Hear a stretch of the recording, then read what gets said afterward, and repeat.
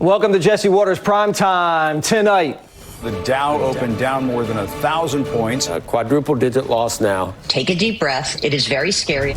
the Kamala crash, what it means for November. That is called Bidenomics, and we are very proud of Bidenomics. There's too much of toxicity, it's masculine toxicity out there.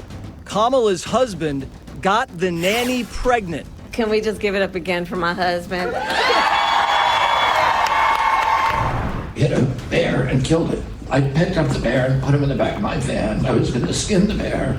I said, let's go put the bear in Central Park. And I was like, oh my God, what did I do? RFK Jr. and Beargate. Plus... You want crack?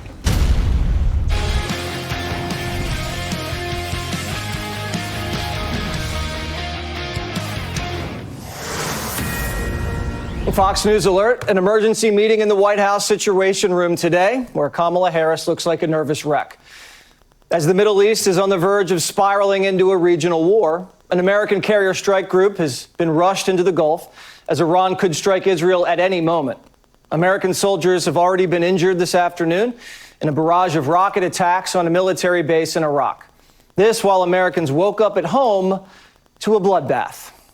The Dow opened down more than 1,000 points, fueling fears of a recession amid a global market meltdown. Quadruple-digit loss now in the Dow. 1,000 points. Never been down 1,000 points ever, not even intraday on the NASDAQ. Is that true? That is true. A rise like that is historically a sign that a recession is imminent. The economy is either in or close to a recession. What you're seeing right now in the stock market is what Americans have been feeling for the last 3 years. It's just a manifestation of it right now. Take a deep breath. It is very scary.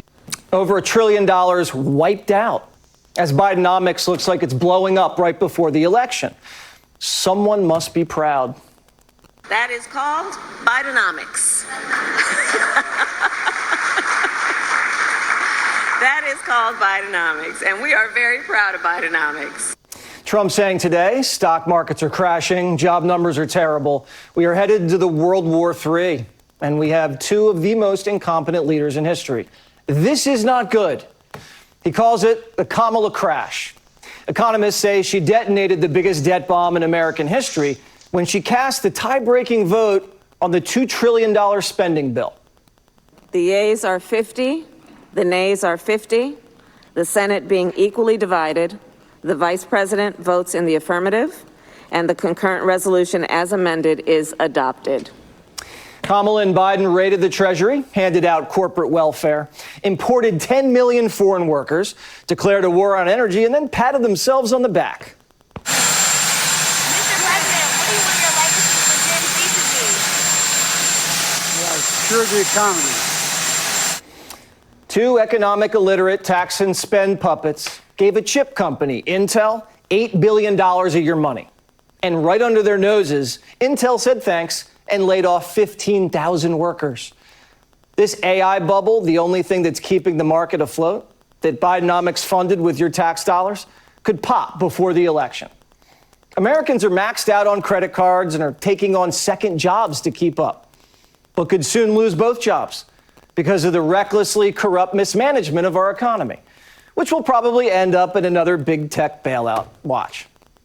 The election was already about the economy. And if today's bloodbath continues, voters deserve answers from Hayden Harris, who hasn't done an interview since June.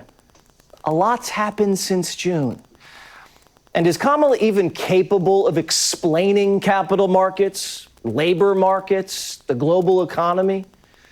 In the book, This Will Not Pass, the authors say while Biden was negotiating with Republicans for $1 trillion in new spending, Kamala piped in out of nowhere and asked for $4 trillion.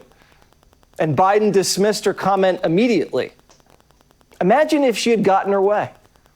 She's never had a job in the private sector and doesn't even know why inflation even happens.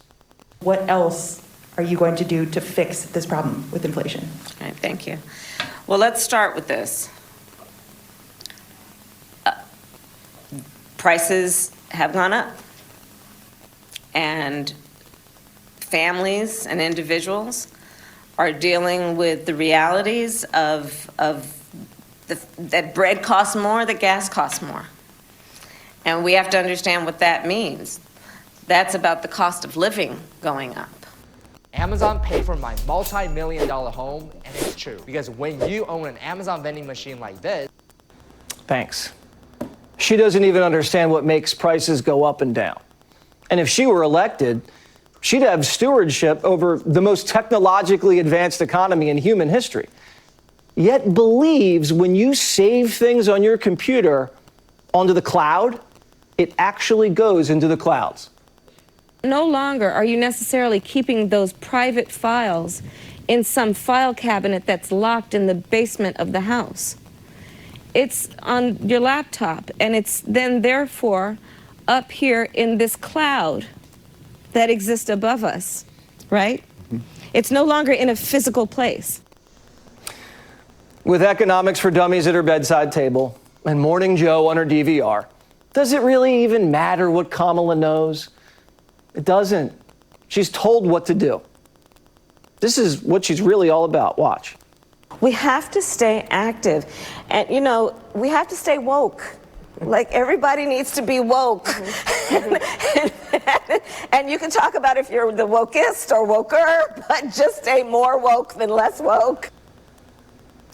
This is Kamala's economic philosophy. Equity. She wants to redistribute the wealth and give it to people based on what they look like. Equality suggests often everybody should get the same thing. Well, that often assumes everybody started out in the same place, as opposed to equity, which is everyone should end up in the same place. And if you then understand not everybody started out in the same place, you understand some people need more. So we all end up in the same place. Ending up in the same place is communism, and it's unfeasible. But the arrogance to believe that you, Kamala Harris, who's never run a business, is going to re-engineer the entire U.S. economy so that everybody ends up in the same place, makes the same amount, has the same stuff, is a fantasy and goes against human nature, which she doesn't understand. But they won't let Kamala ever say that again. They have to make this election about caring instead of competence. The Democrat machine is creating fomentum around a woman they tried to strip off the ticket just last year. That's why Obama didn't want Kamala. And his people are telling CNN, Democrats are being irrational. There's a lot of irrational exuberance on the side of, on the Democratic side of the aisle right now because there was despair for some period of time about what November was going to look like. Now people feel like there's a chance. But it is absolutely Trump's race to lose right now. Everybody should be sober about that on the Democratic side. Democrats are still buzzed from the coup, but are about to wake up to a vicious hangover when they realize they're nominating a radical San Francisco socialist to debate a businessman during a recession that she caused and can't explain. Click here to subscribe to